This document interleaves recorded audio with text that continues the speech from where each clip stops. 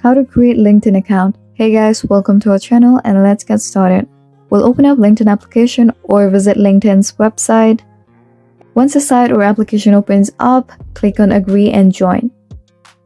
Now here, add your name, enter your first name in the first name field and enter your last name in the last name field and tap on next. Next, enter your phone number or your email address and tap on next. Now create a password for your LinkedIn account. Once done, tap on agree and join. Next, you'll be prompted to enter your location, so go ahead and enter your location and tap on next.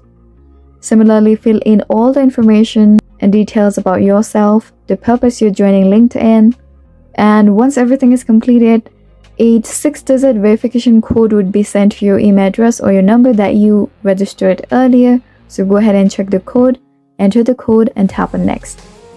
Here, select the purpose where you're joining LinkedIn, tap on next, and that's it. There you go. Your LinkedIn account will be created. So I really hope you found this video helpful, and if you did, please make sure to hit the like button and subscribe to us for more great content. Thanks for watching.